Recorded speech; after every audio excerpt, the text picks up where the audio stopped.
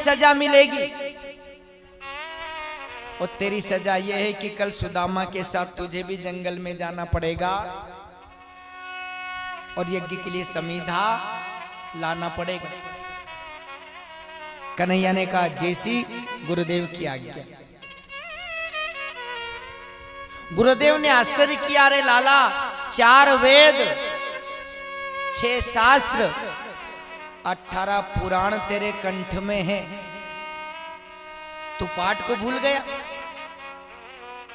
कहा गुरुदेव क्या करूं, याद नहीं रहा।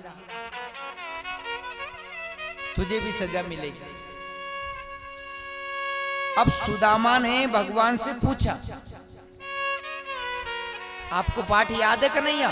कन्हैया ने पूरा का पूरा पाठ सुना दिया। तो सुदामा ने कहा फिर गुरुदेव को क्यों नहीं सुनाया?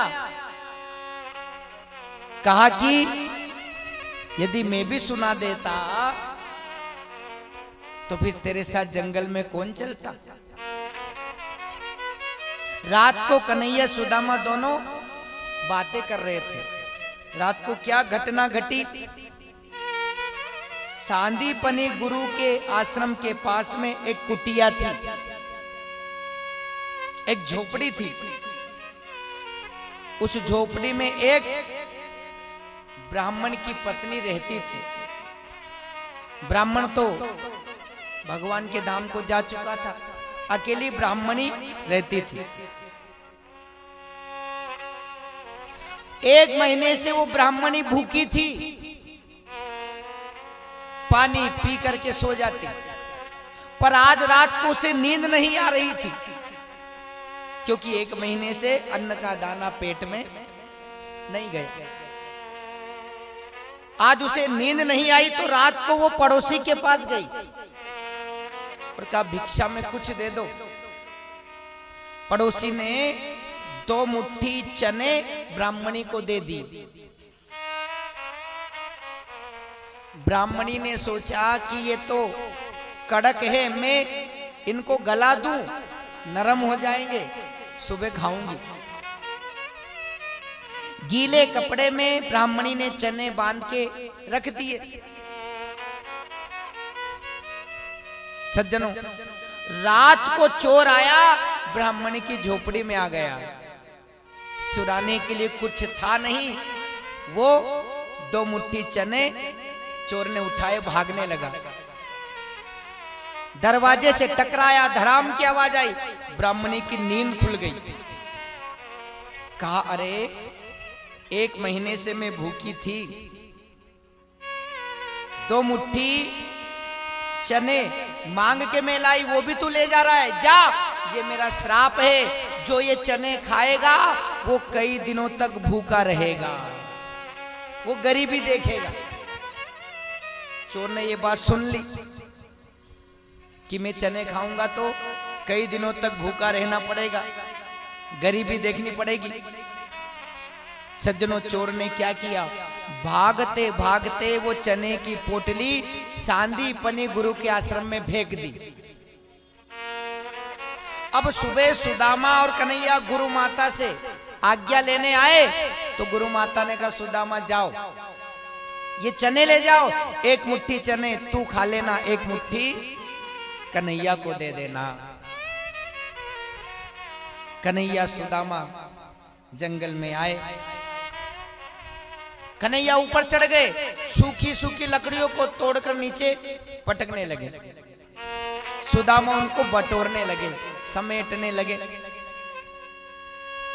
इतने में भगवान की लीला देखो, आंधी का झोंका आया और सुदामा दूर जाके गिर गया। और आधी रात के समय भगवान ने छोटा सा रूप बनाया, जंगल में आए और कहा सुदामा ये चने श्रापित है, जो चने खाएगा वो भूखा रहेगा कई दिनों तक, वो गरीबी देखेगा, इसलिए कन्हैया को ये चने मत खिला। भगवान ऐसा बता करके अंतर ध्यान हो गए। सुदामा ने सोचा मैं तो गरीब ब्राह्मण हूं, मैं तो भूख सहन कर लूंगा, गरीबी देख लूंगा। ये तो नंद राजा का बालक है, ये भूखा कैसे रहेगा, गरीबी कैसे देखेगा। इसलिए सुदामा ने दोनों मुट्ठी चने खा लिए। भगवान ने पूछा क्या खा रहे हो? कहा कुछ नहीं। अरे दांत बजने की आवाज आ रही है। कहा पानी में शरीर गीला हो गया इसलिए दांत कटकटा रहे हैं। रात भर पानी गिरता रहा, कन्हैया ऊपर गीले होते रहे, सुदामा नीचे गीला होता रहा। सुबह गुरुदेव आए, कन्हैया को सुदामा को अपने आश्रम में लेकर के आए। गुरु माता ने कहा कन्हैया परेशान हो गया होगा। कहा रात भर भीगते रहे, कुछ खाया कि नहीं? कहा खाने के लिए कुछ था ही नहीं। कहा 2 मुट्ठी चने मैंने सुदामा को दिए थे, 1 मुट्ठी तेरे थे, तुझे दिए कि नहीं? कहा 1 चना भी नहीं दिया। गुरु माता ने पूछा सुदामा इसके चने क्यों नहीं दिए? सुदामा ने झूठ बोल दिया, गुरु माता वो चने तो कहीं बिखर गए। तब गुरु माता ने भी श्राप दिया, दूसरे का हिस्सा खाया है, तू कई दिनों तक भूखा रहेगा, गरीबी देखेगा। एक तो ब्राह्मणी का श्राप था चनों को, और एक गुरु माता का भी श्राप मिला। इसी श्राप के कारण सुदामा आज गुजरात में पोरबंदरपुरी में रहते हैं।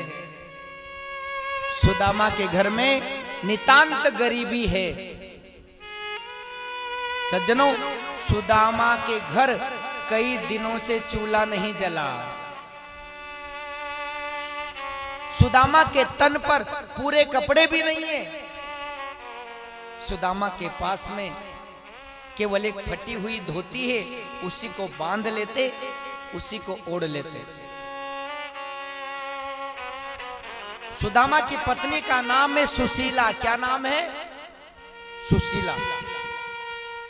सुशीला के तन पर एक फटी साड़ी है,